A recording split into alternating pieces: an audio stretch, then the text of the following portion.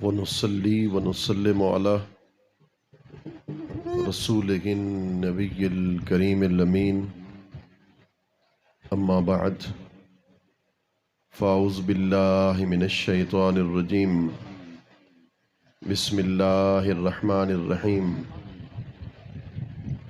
لتؤمنوا بالله ورسوله وتعزروه وتوقروه وتسبحوه بكرة وأصيلا. صدق اللہ العظیم. اللہ رب العزت کے کرم، سید الانبیاء امام الانبیاء حضور حضرت محمد مصطفیٰ احمد مجتبیٰ صلی اللہ علیہ وآلہ وبارک وسلم کی نالین پاک کے تصدق سے تحفظ ناموس رسالت کے سلسلے میں منعقدہ اس محفل میں ہم سب حاضر ہیں. اللہ رب العزت ہم سب کی حاضری کو اپنی بارگاہ میں قبول اور منظور فرمائے. آج کی اس عظیم الشان محفل کے انعقاد پر عزت مآب محترم محمد احسن صاحب مبارکباد کے لائق ہیں. اللہ رب العزت ان کے علم میں، عمل میں، ذوق میں وسعتیں اور برکتیں عطا فرمائے. قرآن مجید کی آیہ کریمہ تلاوت کرنے کا شرف حاصل کیا، جس میں اللہ رب العزت نے ایمان، ادب رسول اور اپنی تسبیح و عبادت کا ذکر کیا. ایمان لاؤ اللہ پر، اس کے رسول پر، اور پھر ادب رسول کرو، اور اس کے بعد فرمایا میری تسبیح کرو اور عبادت کرو. ایمان کس کو کہتے ہیں؟ اور ادب رسول کے لیے تعظیم کے لفظ کی بجائے تعزیر کا لفظ ارشاد فرمایا. اس کی کیا حکمت ہے؟ پھر تسبیح کے لیے تو ایک مرتبہ فرمایا وَتُسَبِّحُوا، مگر تعزیر اور تعظیم کے لیے 2 مرتبہ ارشاد فرما وَتُعَزِّرُوهُ وَتُوَقِّرُوهُ. پھر ایمان، ادب رسول اور تسبیح، تحلیل، عبادت، اس کے اندر ربط کیا ہے؟ اس کی ترتیب کا مفاد کیا ہے؟ تو سب سے پہلے ایمان کو لیتے ہیں کہ ایمان کس کو کہتے ہیں. امام بیہقی نے اس حدیث پاک کو نقل کیا.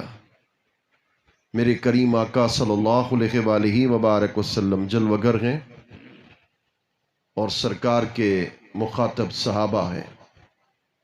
حضور نے ارشاد فرمایا صحابہ یہ بتاؤ کہ ایمان لانے میں سب سے افضل کون ہے؟ عرض کی میرے آقا انبیاء ہیں. حضور نے فرمایا وہ نہیں ہو سکتے. یعنی انبیاء وہ ہیں جن پر وحی اترتی ہے، اللہ کی قدرت کے مظاہر کو دیکھتے ہیں. اگر وہ اللہ پر ایمان نہیں لائیں گے تو اور کون ایمان لائے گا؟ صحابہ نے عرض کی ملائکہ ہیں. سرکار نے فرمایا وہ نہیں ہے. یعنی ملائکہ وہ ہیں جو اللہ کے پیغام کو لے کر اللہ کے نبیوں اور رسولوں کے پاس جاتے ہیں، عالم انوار میں قدرت کے مظاہر و مناظر کا مشاہدہ کرتے ہیں. وہ کیسے ہو سکتے ہیں؟ عرض کی آقا پھر ہم ہیں، ہم صحابہ ہیں. تو سرکار نے فرمایا تم بھی نہیں ہو. یعنی صحابہ کیسے ہو سکتے ہیں جو صبح سے لے کر شام تک معجزات کو دیکھتے ہوں؟ کبھی انگلی مبارک سے پانی کے چشمے جاری ہو رہے ہیں، کبھی آپ کی ہتھیلی مبارک پر جو کنکریاں آتی ہیں وہ سرکار کا کلمہ پڑھ رہی ہے. جس پہاڑ سے گزرتے ہیں وہ الصلاۃ والسلام علیک یا رسول اللہ سے سلام پڑھ رہا ہے. اور زمین پر کھڑے ہو کر چاند کو ٹکڑے فرما رہے ہیں. سورج غروب ہو کر پھر طلوع ہو رہا ہے. یہ مشاہدے اور یہ معجزات دیکھ کر ایمان نہیں لاؤ گے اور کون ایمان لے آئے گا؟ عرض کی آقا پھر آپ جواب دیں ایمان لانے والوں میں سے افضل کون ہے؟ اب میرے کریم آقا نے جواب عطا کیا، فرمایا کہ ایمان لانے والوں میں سے سب سے افضل وہ ہے جس نے مجھے نہ دیکھا اور بن دیکھے مجھ پر ایمان لے آیا۔ یعنی آپ لوگ ہیں، ان میں سے میں شامل ہوں۔ فرمایا کہ جس نے مجھے نہیں دیکھا اور دیکھ کر مجھ پر ایمان لے آیا، اس کو میری طرف سے 7 بار مبارک ہے۔ بن دیکھے، صرف نام سنا، نہ حسن کو دیکھا، نہ جمال کو دیکھا، نہ چشم نرگسیں کو دیکھا، نہ زلف عنبریں کو دیکھا، نہ چہرہ والضحا کو دیکھا، نہ چشم مازاغ کو دیکھا، نہ مازاغ البصر وما طغا کے مصداق نینوں کو دیکھا۔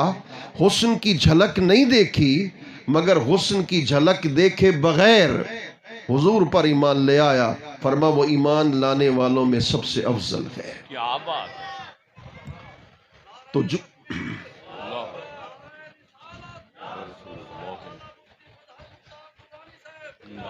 تو جملہ میں عرض کر رہا ہوں بڑا خوب جملہ ہے جو مقتضی حال کے مطابق ہے۔ حدیث بتا رہی ہے کہ ایمان کا دوسرا کیا نام ہے؟ ایمان نام ہی محبت رسول کا ہے، اور ایمان نام ہی حب مصطفیٰ کا ہے۔ تو فرما ایمان لاؤ اللہ پر، اس کے رسول پر۔ میرے مالک ایمان لے آئے، کلمہ پڑھ لیا۔ کلمہ پڑھ لینے کے بعد سب سے پہلا کام کیا کریں؟ سب سے پہلا عمل کیا کریں؟ عقل یہ تقاضا کرتی ہے کہ کوئی بندہ مومن بن جائے، ایمان لے آئے، تو سب سے پہلا کام یہ کرے، سجدہ کرے، عبادت کرے، بیت اللہ کا طواف کرے، قرآن کی تلاوت کرے۔ سب سے پہلا عمل یہ ہو، عقل یہ تقاضا کرتی ہے۔ مگر قرآن کیا کہتا ہے؟ ایمان لانے کے بعد پہلا عمل کیا کر؟ وَتُعَزِّرُوهُ وَتُوَقِّرُوهُ۔ ادھر ایمان لے آ، ادھر سینے میں ادب رسول کو پیدا کر لے۔ کیا بات ہے! اور پھر فرما وَتُسَبِّحُوا، میری تسبیح کرو، اللہ کی تسبیح کرو، عبادت کرو۔ پہلے ایمان، درمیان میں ادب رسول کا ذکر، پھر تسبیح و عبادت کا ذکر۔ ترتیب یہ ہے، وہ یہ ہو گئی، ان کے تینوں الفاظ میں ربط یہ پیدا ہوا کہ ایمان کامل ادب رسول سے ہوگا اور عبادت قبول ادب رسول کے صدقے سے ہو جائے گی۔ اور یہی وجہ ہے کہ یہی صحابہ کرام اس راز کو سمجھ چکے تھے، اور وہ ایمان کے معراج پر پہنچے ہوئے تھے۔ ایمان کا کمال ان کو حاصل تھا کہ وہ رسول کریم صلی اللہ علیہ وآلہ وبارک وسلم کی حد سے بڑھ کر تعظیم کرتے تھے۔ یہاں یہ نہیں فرمایا کہ عظمو، ایمان لانے کے بعد کام یہ کرو کہ میرے محبوب کی تعظیم کرو۔ فرمایا وَتُعَزِّرُوا، تعزیر اور تعظیم میں فرق ہے۔ تعظیم کہتے ہیں کسی کا ادب کر لینا، مگر حد کے دائرہ کے اندر کرنا۔ وَمَن يُعَزِّمْ شَعَائِرَ اللَّهِ فَإِنَّهَا مِن تَقْوَى الْقُلُوبِ، یعنی شاعر اللہ کی تعظیم کرو۔ قرآن کہتا ہے حد میں رہ کر کرو۔ إِنَّ الصَّفَا وَالْمَرْوَةَ مِن شَعَائِرِ اللَّهِ، صفا و مروہ اللہ کی نشانیوں میں سے ہے، اللہ کے شاعر میں سے ہے۔ اب صفا و مروہ کی تعظیم کرو، حد میں رہ کر کرو۔ سبحان اللہ۔ مگر جب سرکار کے ادب اور تعظیم کا ذکر کیا تو عزرو کا لفظ ارشاد فرمایا۔ تو عزرو کا مطلب اے تبالغوہ فی تعظیمہ۔ حضرت عبداللہ ابن عباس نے اس کا معنی کیا۔ تو عزرو کا کیا مطلب ہے کہ حضور کی تعظیم میں مبالغہ کرو۔ مبالغے کا کیا مطلب ہے؟ اس کا معنی یہ ہے شاعر اللہ، اللہ کے شاعر کی تعظیم کرو، حد میں رہ کر کرو، مگر میرے مصطفیٰ کی تعظیم کی باری آئے حدوں کو نہ دیکھتے رہنا، حد سے بڑھ کر میرے محبوب کی تعظیم کر دینا۔ حد سے بڑھ کر حضور کی تعظیم کر دینا۔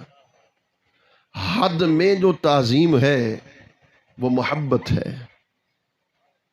بڑا خوبصورت نکتہ ہے، حد میں جو ادب ہے وہ محبت ہے، حد سے بڑھ کر جو تعظیم اور ادب ہے وہ عشق ہے۔ ہم سے کہتے ہیں نا عشق رسول، عشق رسول، یہ لفظ تم نے کہاں سے نکالیا؟ وَتُعَزِّرُوا تُبَالِغُوا فِي تَعْظِيمِهِ۔ قرآن اشارت النص سے بات کر رہا ہے، اشارت النص سے ثابت ہو رہا ہے قرآن کے اس فرمان کے مطابق، یعنی اگر کسی کے حد کے اندر ادب ہو تو حب رسول ہے، مگر حد سے بڑھ کر تعظیم ہو تو پھر عشق رسول ہے۔ قرآن عشق رسول کا درس دے رہا ہے۔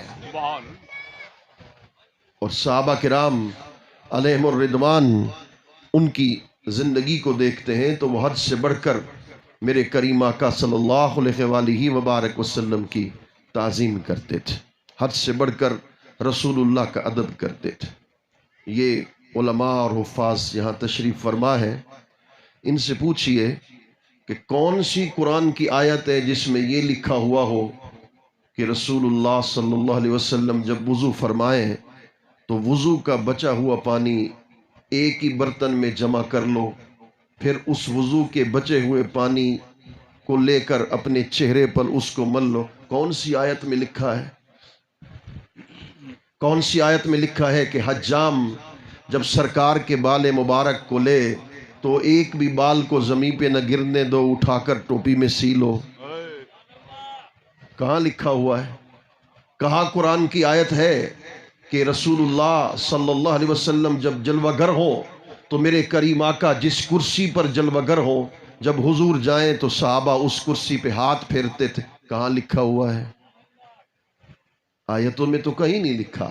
یہ ساری چیزیں اسی میں لکھی ہوئی ہیں، وَتُعَزِّرُوهُ وَتُوَقِّرُوهُ۔ یہ ساری چیزیں اسی میں لکھی، حد سے بڑھ کر تعظیم کرو۔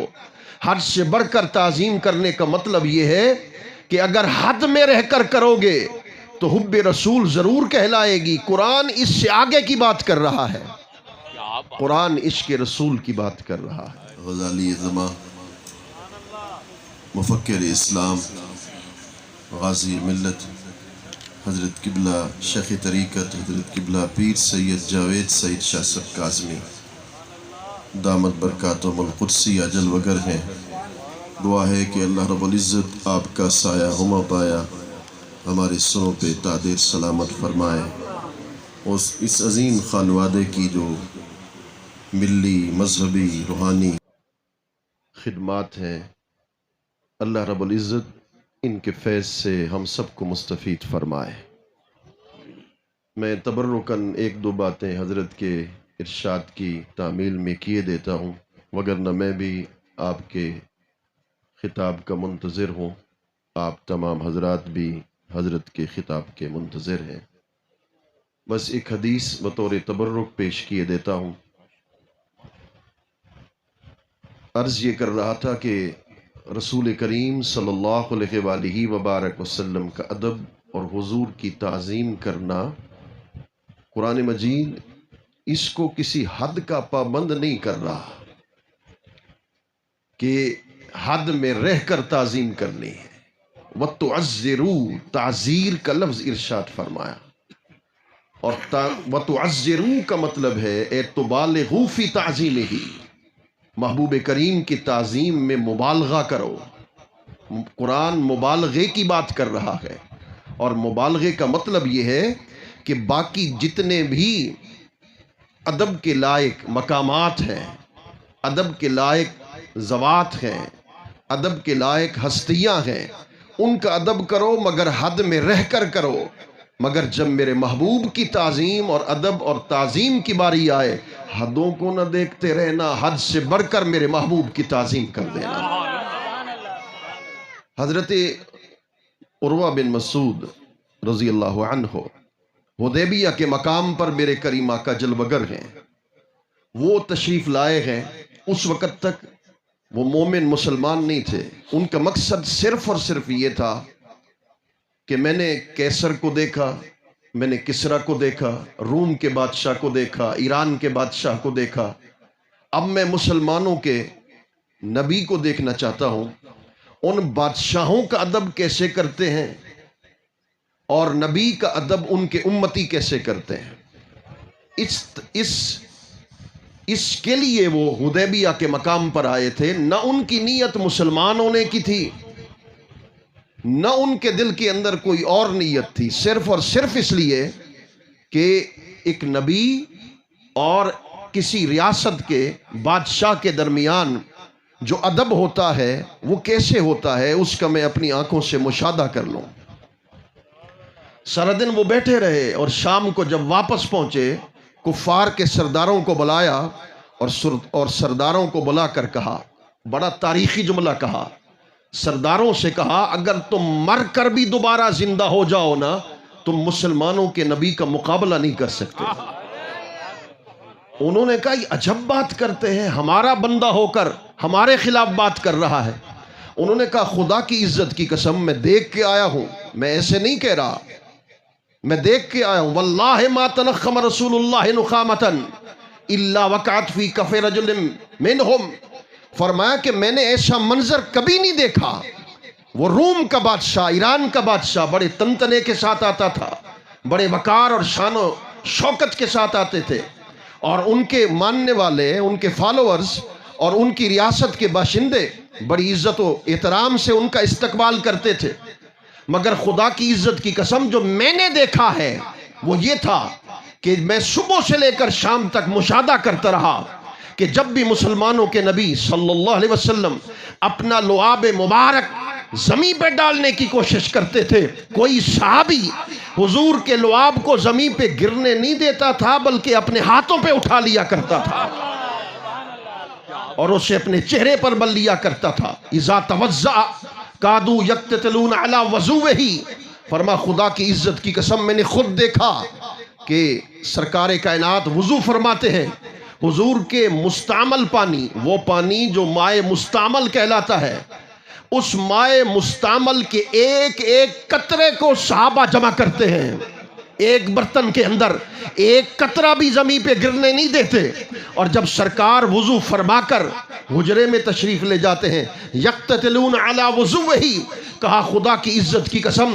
آپس میں جھگڑا کرتے ہیں اس بنیاد پر کہ حضرت بلال کی منت کرتے ہیں، یار بلال تھوڑے سے قطرے ہمیں بھی دے دو، اور صحابہ حضور کے بچے ہوئے پانی کے قطرات کو لے کر کوئی چہرے پر ملتا ہے، کوئی سینے پر ملتا، اور جسے پانی کے قطرے نہ ملتے وہ بھاگا بھاگا اپنے بھائی کے ہاتھ پہ ہاتھ مل کر چہرے پہ مل کر کہتا یار مجھے پانی کے قطرے نہ صحیح، پانی کے قطروں کی خوشبو تو مجھے نصیب ہو چکی ہے۔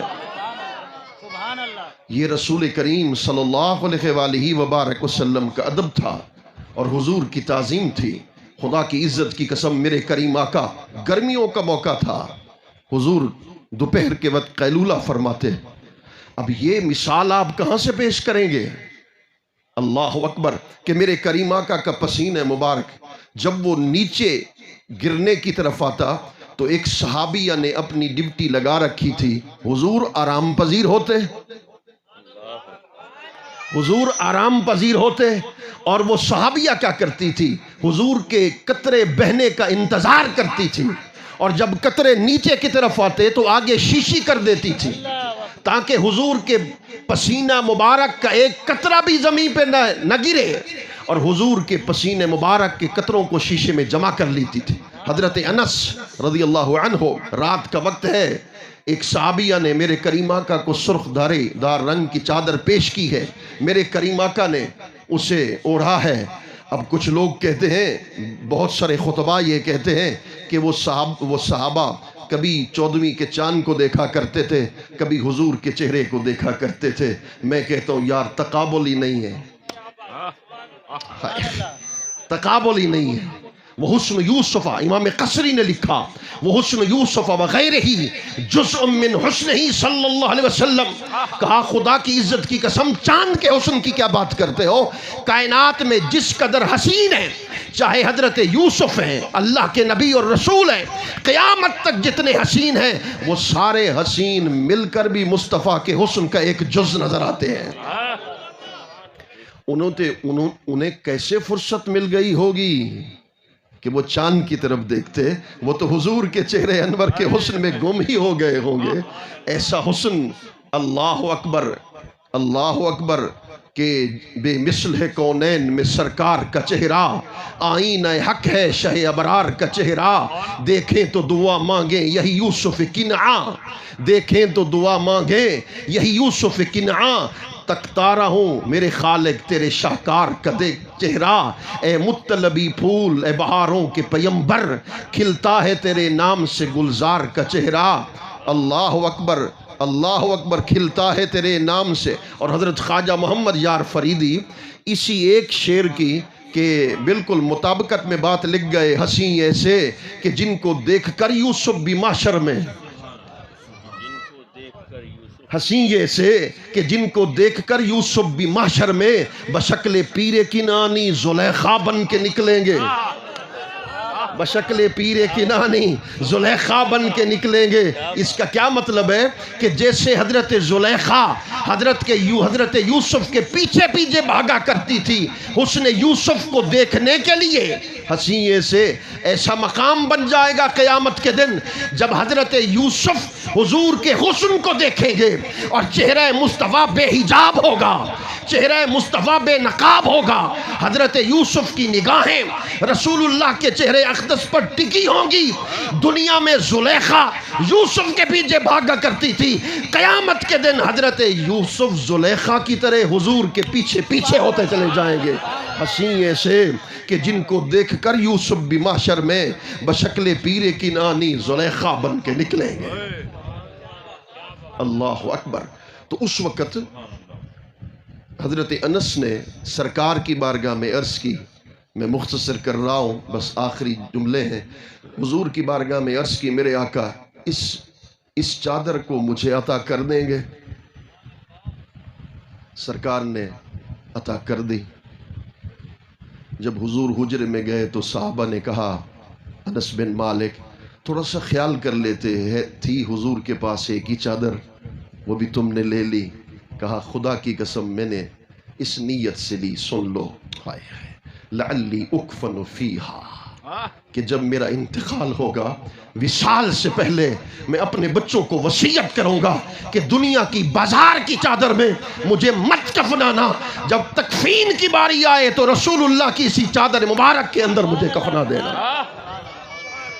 اور وصال سے پہلے ایک اور وصیت کی جو اس حدیث کو بیان کرنے کا مفاد یہ تھا، فرمایا کہ ایک اور وصیت کی کہ مجھے دنیا کے بازار سے خریدے گئے عطر کی خوشبو کو مت لگانا، اسی صحابیہ کے گھر چلے جانا جس نے شیشی میں رسول اللہ کے پسینے کے قطرات کو جمع کر رکھا ہے، وہ حضور کے پسینے کے قطرات میرے کفن پر لگا دینا، جب قبر میں جاؤں گا چادر حضور کی ہوگی، خوشبو بھی مصطفیٰ کی ہوگی، ادھر سے وہ سوال کرے گا ما کنت تقول فی ھذا الرجل، تو پھر یہ کہہ دیں گے مر کے پہنچا ہوں یہاں اس دل ربا کے واسطے۔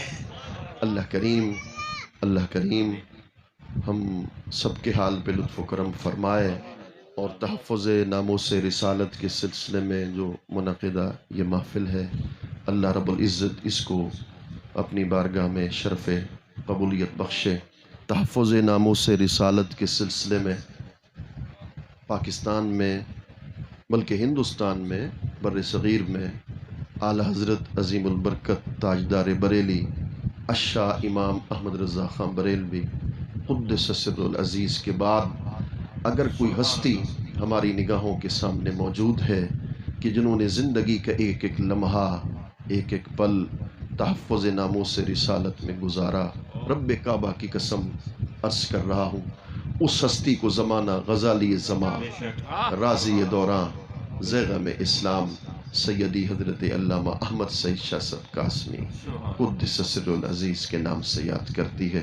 اللہ رب العزت آپ کے فیض روحانی سے ہم سب کو مستفید فرمائے۔ وما علینا الا البلاغ المبین۔